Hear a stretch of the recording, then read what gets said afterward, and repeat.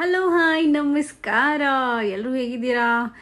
Welcome to my first ever mini vlog ಅಂತಲೇ ಕರೆಯೋದು ನಾನು ನನ್ನ ಯೂಟ್ಯೂಬ್ ಚಾನಲ್ನಲ್ಲಿ ಇದನ್ನು. ಓಕೆ, ಸೊ ಈ ವ್ಲಾಗು ನಾನು ವರ್ಕ್ ಮುಗಿಸಿ ಜಿಮ್ಗೆ ಹೋಗಿ ಅಲ್ಲಿ ಬೆವರು ಸುರಿಸಿ ಕಷ್ಟ ಬೀಳ್ತಾ ಇರೋದನ್ನ ವ್ಲಾಗ್ ಮಾಡಿಬಿಟ್ಟು ನಿಮಗೆ ತೋರಿಸ್ತಾ ಇದ್ದೀನಿ.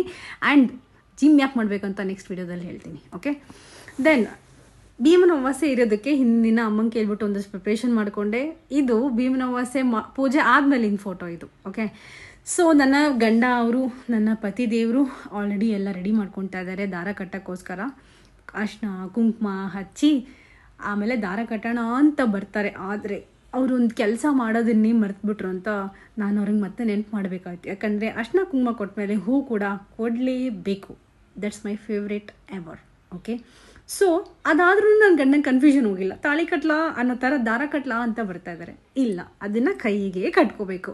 ಸೊ ಅದನ್ನು ಒಂದು 3 ಸಲ ಇವಾಗ ತೋರಿಸ್ತಾ ಇದ್ದಾರಲ್ಲ ಆ ಥರ ಮಾಡಿಬಿಟ್ಟು ಕೈಗೆ ಕಟ್ಟಬೇಕು. ಸೊ ಈ ದಾರ ಹೆಂಗೆ ಮಾಡೋದು, ಯಾವ ಥರ ದಾರ ಮಾಡ್ತಾರೆ ಅಂತ ಹೇಳಿದ್ರೆ, ದಾರ 9 ಎಳೆ ಇರಬೇಕು. ಅಂದರೆ 9 ಥ್ರೆಡ್ಸ್ ಅಂತಾರಲ್ಲ, 9 ಎಳೆ ಇರಬೇಕು ಮತ್ತು 9 ಗಂಟಿರಬೇಕು. ಆ ದಾರಕ್ಕೆ ಅರ್ಶಿನ ಮತ್ತು ನೀರು ಹಚ್ಚಬೇಕು. 9 ಗಂಟೆಗೆ ಆ ಗಂಟುಗಳಲ್ಲಿ ಎಲ್ಲ ಥರ ಗರಿಕೆ, ಪತ್ರೆ, ಹೂಗಳನ್ನು ಗಂಟು ಹಾಕಬೇಕು ಅದರಲ್ಲಿ. ಸೊ ಅದು ನಮ್ಮ ಸಂಪತ್ತು ಅನ್ನೋ ಥರ ಅದು ಇಂಡಿಕೇಶನ್ ಮಾಡುತ್ತೆ ಆ ಥರ. ಸೊ ನನ್ನ ಗಂಡ ಎಷ್ಟು ಒಂದು ದಾರ ಕಟ್ಟಕ್ಕೆ ಇಷ್ಟು ಸ್ಟ್ರಗಲ್ ಪಡ್ತಾ ಇದ್ದಾರಲ್ಲ ಅಂತ ನಂಗೆ ಒಂದು ಕಡೆ ಬೇಜಾರಾಗ್ತಾಯಿದೆ. ಬಟ್ ಇಟ್ಸ್ ಓಕೆ, ಏನೂ ಮಾಡೋಕ್ಕಾಗಲ್ಲ. ಹಾಗೆ ದಾರ ಕಟ್ಟಿಸ್ಕೊಂಡು ಅವ್ರಿಗೆ ಹಂಗಲ್ಲ ರೀ ಹಿಂಗೆ ಅಂತೇಳಿ ಅವ್ರ ಹತ್ರ ಹೇಳಿಬಿಟ್ಟು ದಾರ ಕಟ್ಟಿಸ್ಕೊಂಡು ಆಮೇಲೆ ಅವರಿಗೆ ನೆಕ್ಸ್ಟು ಕಾಲು ಮುಗಿಯೋ ಶಾಸ್ತ್ರ ನೋಡ್ಬೇಕು ನೀವು ಇವಾಗ ಹೆಂಗೆ ನಾನು ಕಾಲು ಮುಗಿತೀನಿ ಅಂತ. ನಮ್ಮಮ್ಮ ಮುಗಿಯೇ ಕಾಲು ಮುಗಿಯೇ ಅಂತ ಅವರು ಸಿಕ್ಕಿದ್ದೇ ಚಾನ್ಸು ಅಂತ ಕಾಲು ಮುಗಿಸ್ಕೊತಾನೇ ಇದ್ದಾರೆ. It's okay, it's my husband. Okay, so ಈ ಕಾಲು ಮುಗಿದಾದ್ಮೇಲೆ ಏನು, there is a very main ritual. ಏನಂತ ಹೇಳಿದ್ರೆ, ನಾನು ತಟ್ಟೆಲಿ ಇಟ್ಕೊಂಡಿರೋದು ಏನು ಅಂತ ಹೇಳಿದರೆ ಪುಟಾಣಿ ಮತ್ತು ಬೆಲ್ಲ. ಪುಟಾಣಿ ಅಂದರೆ ಕಡಲೆ ಅಂತಾರಲ್ವ, ಅದು ಕಡಲೆ ಬೆಲ್ಲನ ನಾನು ಮಿಕ್ಸಿಗೆ ಹಾಕಿರ್ತೀನಿ. ಅದನ್ನು ಹಾಲಲ್ಲಿ ಕಲಿಸ್ಬಿಟ್ಟು ಉಂಡೆ ಥರ ಮಾಡಿಬಿಟ್ಟು ಅದ್ರ ಮೇಲೆ ತುಪ್ಪದ ಬತ್ತಿನ ಹಚ್ತೀನಿ. ತುಪ್ಪದ ಬತ್ತಿನ ಹಚ್ಚಿ ಅದರಿಂದ ಆರತಿ ಮಾಡೋದು ನಮ್ಮ ಮೇನ್ ರಿಚುವಲ್. ಇನ್ನು ಕೆಲವೊಂದು ಗೌರಿ ಹಬ್ಬದ ಸಂದರ್ಭಗಳಲ್ಲಿ ನೆಲ್ಲಿಕಾಯಿ ಮೇಲೆ ತುಪ್ಪದ ದೀಪನ ಹಚ್ಚಿ ಕೂಡ ಈ ಥರ ಆರತಿ ಮಾಡೋದು ಉಂಟು. ಇದು ನಮ್ಮ ಪದ್ಧತಿ ಪ್ರಕಾರ ಮಾಡೋದು, ನಾವು ಮಾಡ್ತಾಯಿದ್ದೀವಿ. ನೀವು ಕೆಳಗಡೆ ನೋಡ್ಬೋದು, ನೈವೇದ್ಯ ಎಲ್ಲ ಮಾಡಿ ಆದಮೇಲೆ ನಾವು ಆರತಿನ, ಅದು ದಾರ ಕಟ್ಕೊಂಡು ಆರತಿನ ಮಾಡಬೇಕು. ಅದು ಮೇನ್ ರಿಚುವಲ್. ತುಂಬ ಜನ ಅಡಾಪ್ಟ್ ಮಾಡಿಬಿಡ್ತಾರೆ, ಫಸ್ಟ್ ಆರತಿ ಮಾಡೋದು ಆಮೇಲೆ ದಾರ ಕಟ್ಕೊಳ್ಳೋದು. ಹಾಗೆ ಪದ್ಧತಿ ಏನಿರುತ್ತೆ ಪದ್ಧತಿ ಪ್ರಕಾರ ಮಾಡಬೇಕು ಅನ್ನೋದು ನಾನು ಯಾವಾಗಲೂ ನನ್ನ ರೂಢಿಸ್ಕೊಂಡ್ಬಂದಿರೋದು.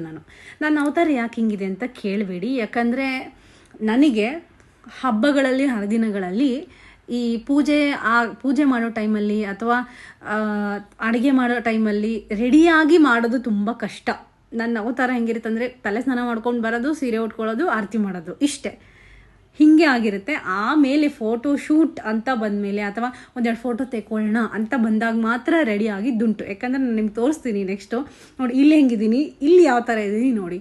ಫೋಟೋ ತೆಕ್ಕೊಳ್ಳೋಣ ನನ್ನ ತಂಗಿ ಅಂತ ಹೇಳಿದ್ಮೇಲೆ ಆವಾಗ ಒಂದು ಸ್ವಲ್ಪ ಓಕೆ, ಒಂಚೂರು ತಲೆ ಹಿಂಗೆ ಬಾಚ್ಕೊಂಡಿದ್ದು ಇಲ್ಲ, ಸುಮ್ಮನೆ ಹೂ ಸರಿಯಾಗಿ ಮಾಡಿಕೊಂಡು ತಲೆಗೆ ಒಂಚೂರು ರಬ್ಬರ್ ಹಾಕ್ಕೊಂಡು ಅವಾಗ ಬಂದಿರೋದು. ನಮ್ಮಮ್ಮ ಯಾವಾಗಲೂ ಬೈತಾರೆ, ಯಾಕೆ ಚೆನ್ನಾಗಿ ರೆಡಿ ಆಗಲ್ಲ, ಆಮೇಲೆ ಫೋಟೋ ತೆಗಿಬೇಕಾದ್ರೆ ಚೆನ್ನಾಗಿ ರೆಡಿಯಾಗಿ ಬರ್ತೀಯಲ್ಲೇ ಅಂತ. ಬಟ್ ನನಗೆ ಈ ಥರ ಹೂ ಮುಡ್ಕೊಳ್ಳೋದಂದರೆ ತುಂಬ ತುಂಬ ಇಷ್ಟ ನನಗೆ. ಇನ್ನೂ ಉದ್ದ ಜಡೆ ಇದ್ದರೆ ಚೆನ್ನಾಗಿರ್ತಿತ್ತು. ಇಟ್ಸ್ ಓಕೆ, ನೋ ಪ್ರಾಬ್ಲಮ್, ಇದ್ದಿದ್ರಲ್ಲೇ ಸಂತೋಷ ಪಡೋಣ. ಓಕೆ, ಸೊ ಇಲ್ಲಿಗೆ ನಾನು ಬ್ಲಾಗ್ನ ಮುಗಿಸ್ತಾ ಇದ್ದೀನಿ. ನಿಮಗೆ ಚೆನ್ನಾಗಿ ಅನ್ನಿಸ್ತು ಅಂತ ಅಂದ್ಕೊಂಡಿದ್ದೀನಿ. ನನ್ನ ಚಾನಲ್ನ ಸಬ್ಸ್ಕ್ರೈಬ್ ಮಾಡೋದು ಮರಿಬೇಡಿ. ಓಕೆ, ಬಾಯ್.